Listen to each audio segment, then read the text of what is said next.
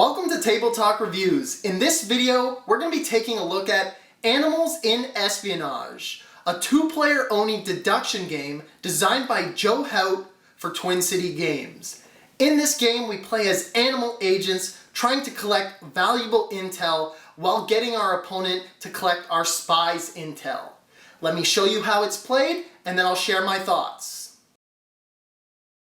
To set up the game, give each player a lineup card featuring the 6 animals in the game and wager tokens of value 1, 2, and 3.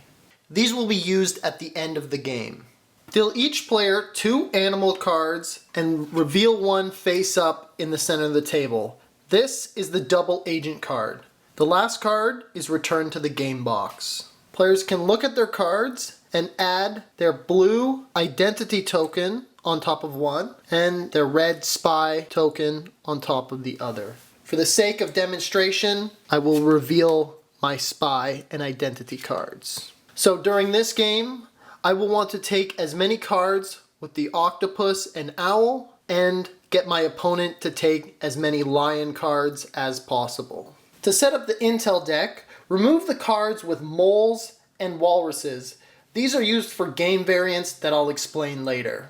Beginning with the player who most recently watched a spy movie, draw 5 cards from the intel deck and divide 4 of them into 2 piles. The piles can have equal number of cards or unequal number of cards as long as both piles have at least 1 card. The last card is then passed to the opponent, who will then choose a pile to place it in and a pile to take.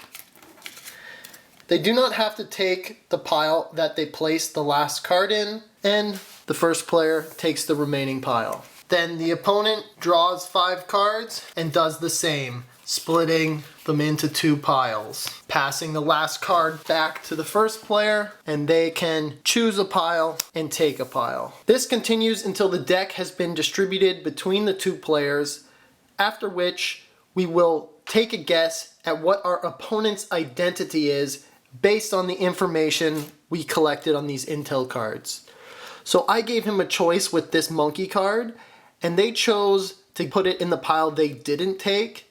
So this might be their spy. I know it's not the double agent or any of my identity cards. So I'm thinking the monkey is their spy. So I'm gonna guess that they're the fox. Because I'm really confident, I can use my 3-point token and wager 3 points in secret on the fox. We will then reveal our wagers and our identities and either gain or lose points whether we were correct or incorrect at guessing their identity.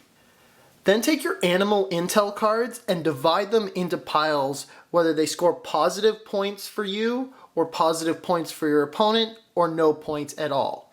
In this case, owls and octopuses score positive points for me, and monkeys will score positive points for my opponent. If there are any lions or foxes in this deck, as well as chameleons, I will score no points for those.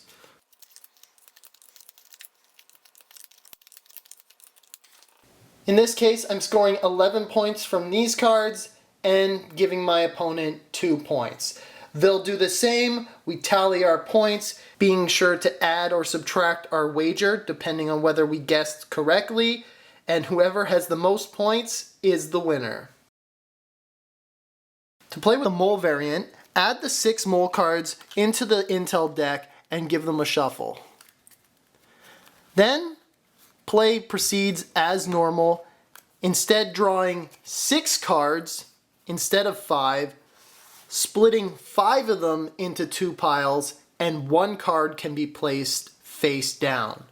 Mole cards are negative points for each icon on the card.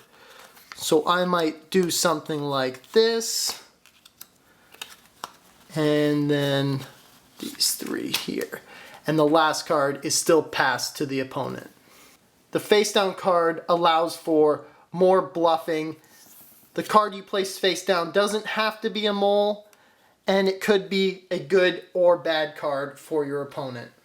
To play with the walrus variant, Remove one of each animal card with a single icon on it, replacing those with the 6 walrus cards.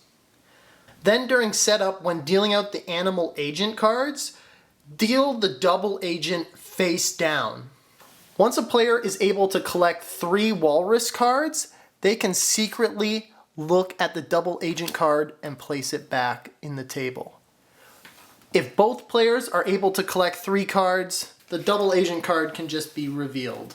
Distributing cards and scoring in this variant is the same as the main game. This just provides players with less information at the beginning of the game. Animals in Espionage is a deduction game, but the key part is the I cut, you choose distribution of intel cards, because that's where you're getting the bulk of your points, and the deduction is fairly easy.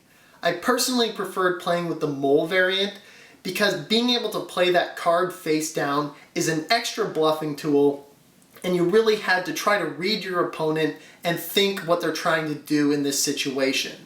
I probably would have grown tired of this game if it wasn't for these 2 variants that they included, because in the main game, you pretty much guess correctly 100% of the time, so those points are a wash, and then it just comes down to how well you did on the intel cards.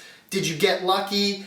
And when it was your turn to choose piles, there were valuable cards available, or did all of your valuable cards come up in one hand, so you had to give some to your opponent? So that kind of gets a little bit repetitive, just easily splitting the cards into, these are the cards I want, these are the cards I want my opponent to take, and they're obviously this animal, so I'm going to guess that right every single time. But the 2 variants change it up just enough that you'll want to play it more than once or twice. Now that said, I think this simple level of deduction, combined with the really cute animal artwork, will serve this game really well for families. I can play this with younger children or teach it to 2 of them and they can play against each other, and what I find a really easy level of deduction is simple enough for them to understand, but they're not necessarily going to be correct 100% of the time. And if you just really suck at deduction games, the points lost for guessing incorrectly are relatively small, so it's not that punishing. Now, credit where credit's due, there aren't a ton of hidden roll deduction games for 2 players only. Typically, you need more players to blend in with, so as someone who enjoys 2-player Oni games, this has earned a spot on my shelf to fill that niche. Plus, it plays really quick and comes in a small box, so I can just toss it in my game bag, bring it out to a meetup, and anytime there's just one other player, we can play this in 10 minutes while we wait for others to finish their game. If you enjoyed this video, please give it a thumbs up and subscribe for more board game videos to come.